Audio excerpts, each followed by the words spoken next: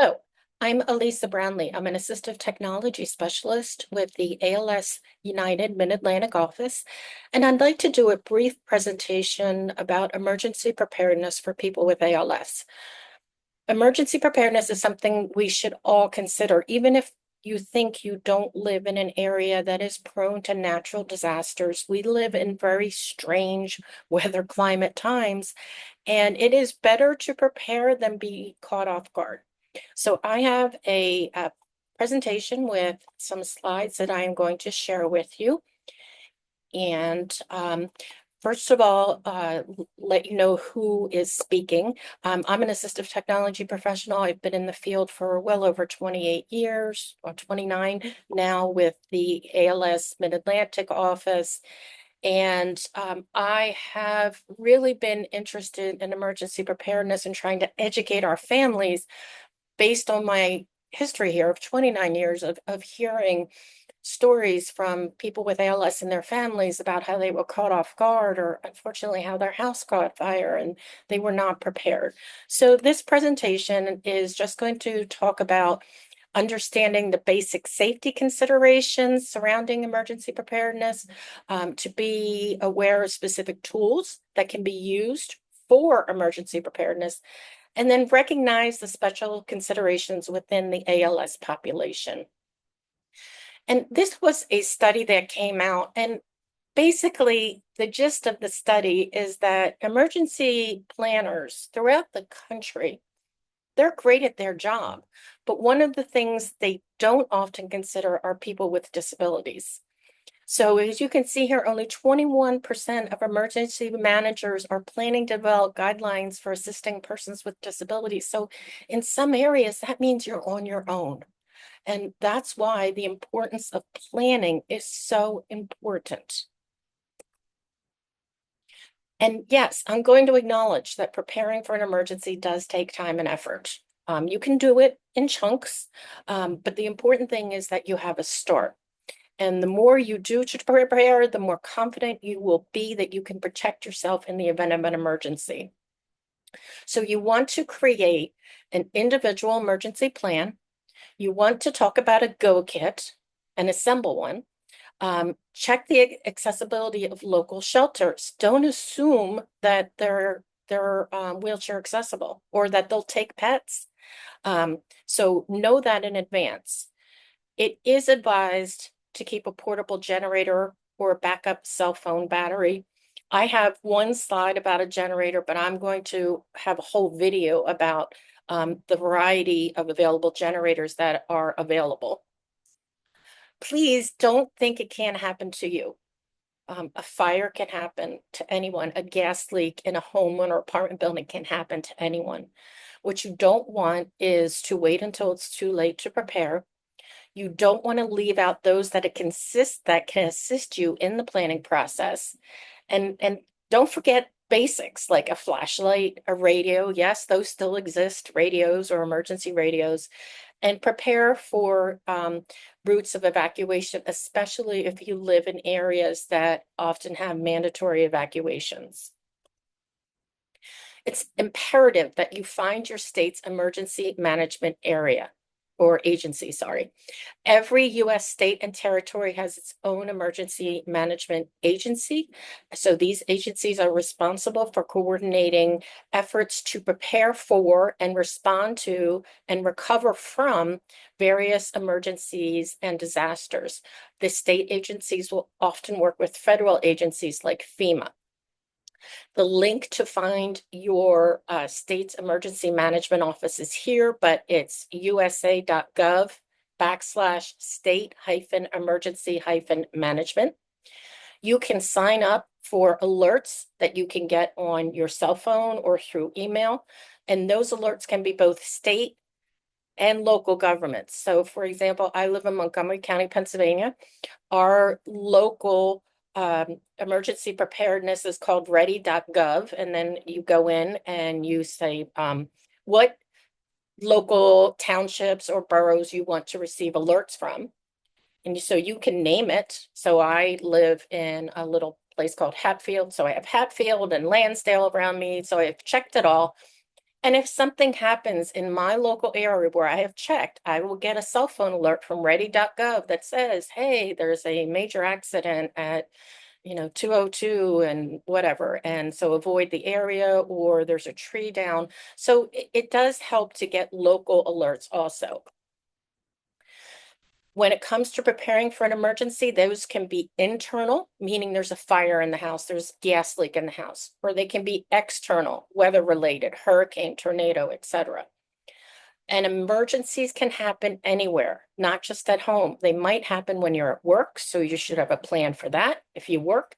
They might happen when you're on vacation. If you tend to go to an area late summer that might be prone to hurricanes, well, you need to prepare in case you're on vacation for an emergency.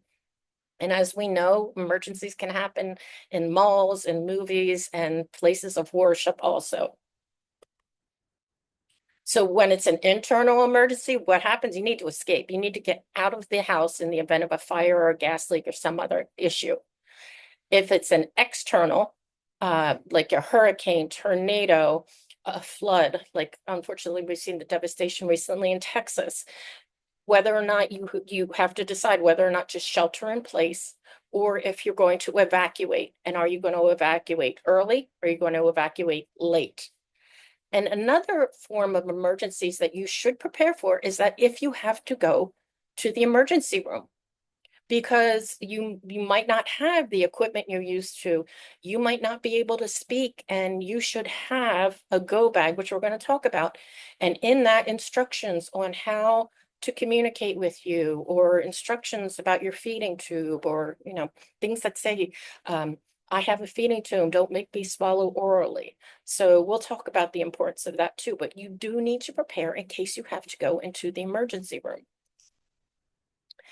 So when it comes to an internal threat, you want to do a general assessment of the emergency exits that you have in your home, apartment, condo, wherever you live.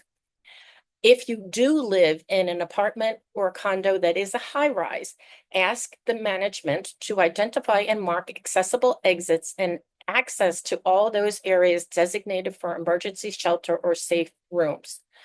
When it comes to a high rise, and if you're in a power wheelchair and there's a fire alarm, you have to know that the elevators are going to go to the first floor. You will have no elevator access. So you might be then transferred into an emergency evacuation chair, which we will talk about. And you might have to abandon your power wheelchair on whatever floor you're on. When it comes to the home environment, everybody should have fire extinguishers. You should have smoke and carbon monoxide detectors. You should know where your main utility cutoffs are, to keep tools around you that you will need near gas and water shutoff valves. You should, everyone, if you have renter's insurance or homeowner's insurance, should take pictures of everything in your home, so that if you have to file an insurance claim, you can say, this is the television I had, the computer, the sofa, the couch, whatever that you want. But you should document that prior to any event happening. And then if you have to leave due to a fire or whatever, you should have a designated meeting place for all your family members, so that you're not frantically trying to find people. So when my kids were little, we had, if we had to leave the house, we were going to meet on the corner of Fretz and Diamond, which is down the street and to the left at the tree. That was always going to be our designated meeting place. When it comes to the external threat, a weather-related threat, and it actually, there was an article that said it's not just weather, people who live near like nuclear power plants or others that have energy or oil. Sometimes the shelter in place is also issued for people due to the toxicity of what might be burning or leaking. So it's not just weather, it can be other external threats. You have to decide if you're going to evacuate early or evacuate late. If you evacuate early, you want to have a plan on where you will go outside of the area that's being affected. You want to ensure that this place is handicapped accessible. Will they take pets? That's a great thing. I hear a lot of people who say, I'm not evacuating because I have nowhere to go with my pets. So find that out early. Maybe have your evacuation plan, go to a hospital because you're going to know a hospital has a generator, especially if you're on respiratory equipment for multiple hours of the day. You need to go somewhere where there's electricity that can run that those vital uh, devices that are keeping you breathing. Some hospitals will take you, others will not. So maybe that's when you call the firehouse. Listen, if this happens and I need this breathing machine to stay alive, can I come there and plug in? Those are the questions that you need to ask. How am I going to get there? Especially if you are in a wheelchair and you don't have a wheelchair accessible van, how are you going to evacuate? Is your town prepared to pick up people in a wheelchair and take them to a shelter? Please don't assume they will. I'm going to revert back to that third slide I showed you, that most emergency planners don't consider people with disabilities and in wheelchairs. So please figure out how you're going to get to your shelter. And then what will you take with you? If you evacuate late, emergency response may be delayed or they may be unable to reach you. I know that's harsh, but a lot of the responders will say, I can't risk my men and women to come out in the weather right now. You will have to wait until it's safe for us to come get you. You might be forced into a mandatory evacuation, but again, you might not be able to leave because you don't have transportation or that you're on a ventilator and tracheostomy 24/7 and you can't get out of the house. You're going to be told it's mandatory, but some people will still opt to shelter in place. Again, no, though, you might not be able to get help in a timely fashion. When it comes to going into shelters, as I mentioned, you should research ahead of time. There are apps for the Red Cross and FEMA where they can tell you where your local shelters are, ask if you can take pets. What to expect, though, for people with ALS, you have to know that you're going to be using public bathrooms. There's not going to be a sit and stand or a Hoyer or whatever you use or a rolling shower chair to get into the bathroom. So you might want to have a stock of adult diapers if you're going to go to a shelter. You're going to have limited or no assistance to medical care and your medical devices. You can expect lots of crowds, lots of cots, and regular food and drink. If you are somebody who has a feeding tube, do not expect to get enteral nutrition at your shelter. You're going to get hot dogs and hamburgers. So that's another thing to prepare for. In terms of how you do the preparation, know what disasters are most likely to occur in your area. Now, I say that, but I go back to what I said before is that you don't know. We live in unprecedented weather and climate issues. So you might not expect to have to prepare for a tornado. And I can give you firsthand example. In Montgomery County, Pennsylvania, I believe it was 3 years ago, we had a tornado. We haven't had a tornado in like 100 years. And I had several families who were stuck for days because the streets were so littered with downed trees, there were downed wires. So even if these people had prepared to try to leave, they couldn't leave their house because there was no access, and there was no access for first responders to get to them. All right, so even though we live in an area that's not prone to tornadoes, it can happen. You want to determine how and will you be notified and track the event. You can do that through the FEMA app, again, through your state's emergency management app. And major disasters, of course, that's going to affect your personal network. So even if you live in an area that wasn't affected by a flood or a hurricane, your home health aide might live in another county that was. So you need to have alternative plans for that. And whether or not to stay or go, total personal decision. Use your common sense, use your available information. And if you wait too late, that choice might be made for you where you're just going to have to ride it out. Please make sure you have alerts on your cell phone So this would be a weather alert. So there's the large beep that comes over your cell phone. So make sure if you're on your Android or Apple, you have those alerts set. In terms of the external threat and you opt to shelter in place, obviously this definitely takes planning. You would need water on hand if you're having to be fed through enteral nutrition. You want to have cans of nutrition around you. Um, Maybe for those that or not have a feeding tube, or even if you can, or even if you don't have a feeding tube, excuse me, you might want to have some MREs or some freeze-dried meals. You should have an emergency supply kit. Know the battery life of your devices. Most of us know about your cell and your tablets. Um, you can always notify your electric and power company that you have special needs. So if you're on a non-invasive ventilator, and that's really crucial to notify the electric company on that. And what that will mean is that they will try, and I'm going to say try, to get your electric on first. So that may or may not happen.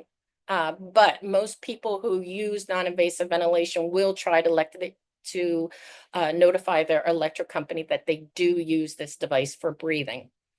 When it comes to a seal area, that would be an area where you would seal your windows. This is more about uh, having a fire at an oil plant, or having a manufacturing chemical exposure. So you would want to seal your windows, and you would want to seal under your doors. If you opt to shelter in place, make sure that you have let people know that you're going to ride out the storm, ride out the whatever emergency, and that you're going to be at home, and please check in. It is imperative to me for everyone to have a go bag. And a go bag is any kind of bag. I like a backpack, but you can do any kind of bag, and you put this go bag near the door where you exit and enter. And in the event of an emergency, whether or not it's a climate emergency or whether or not you've had to call 911 and an ambulance is coming, when you are out that door, you grab that go bag. And these are the content suggestions from FEMA. That you have your insurance card. I think you should have specific ALS information. Who's your neurologist?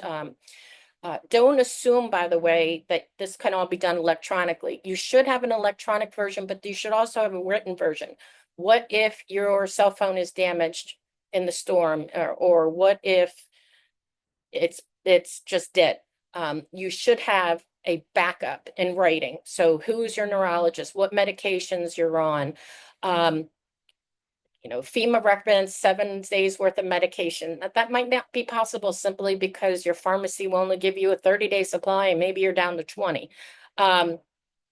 You should always have your advance directive, hand sanitizer, sanitary products, pen and paper, cash. One of the most important things that I forgot to put on this list is a cell phone charger. Go to Five Below, or wherever, grab a charger and put it in the go bag, and promise yourself you're never going to take it out. Okay.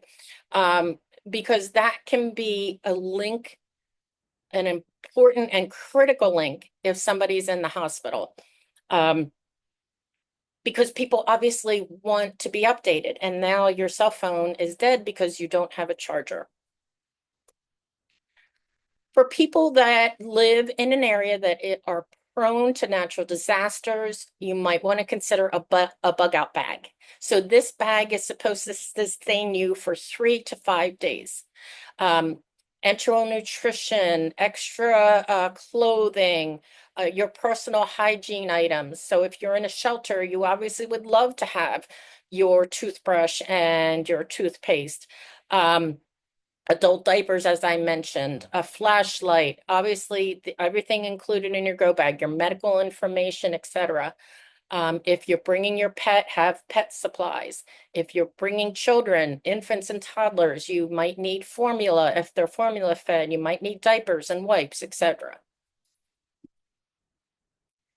And lastly, I want to talk about how to get out of the house, the apartment, the condo in the event of an emergency. There are motorized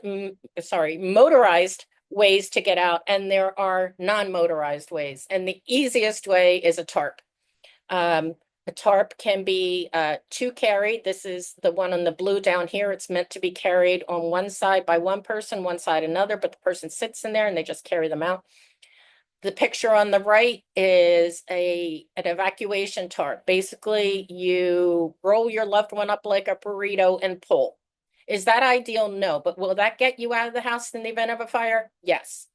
For smaller folks, you can use a backpack like the one pictured at the top.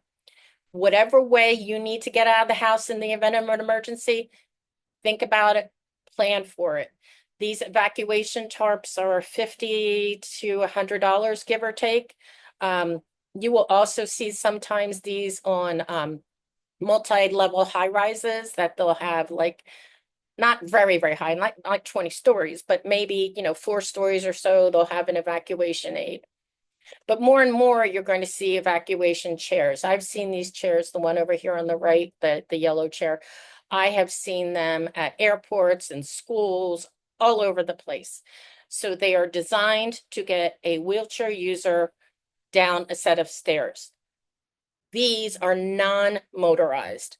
So there is a track on the bottom, and the caregiver is basically just directing the chair.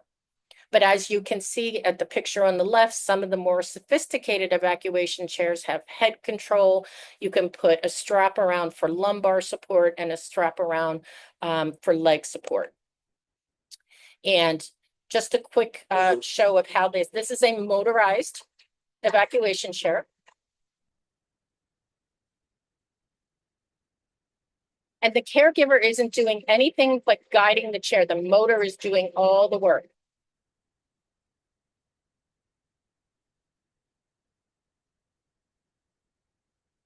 And then the same thing would go down, okay?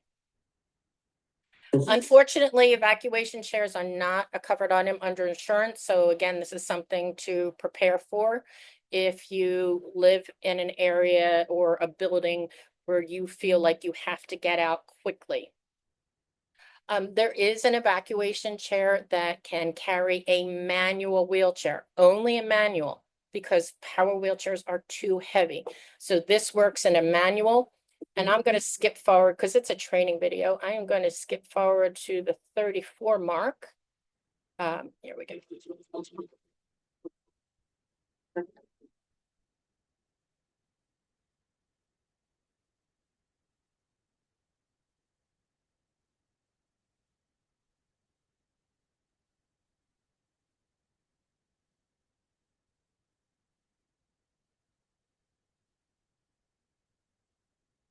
Again, there's a motor, so the only thing the caregiver is doing is guiding.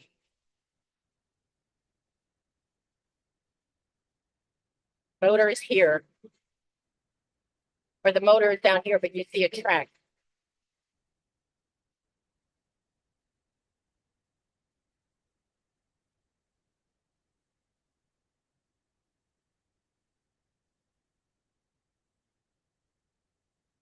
So those are called evacuation chairs.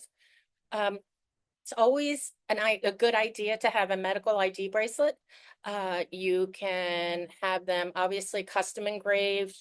You can have this one has a USB port or a C port. So you put all your information on a computer, you download it onto this health ID band. And the idea is if you have to go to the hospital, they take it off and they plug it right into their computer.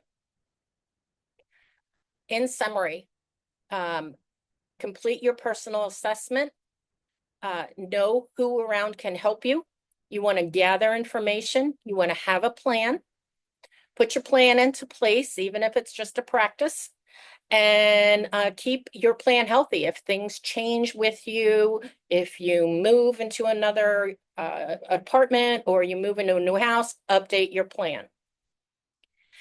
please reach out with any questions that you might have. I am always available by email, by text, or by calling. And I want to thank you for listening to this presentation. And as I said, I will have a series of videos. The next one I'm going to be doing is for generators. All right, thanks so much. Bye-bye.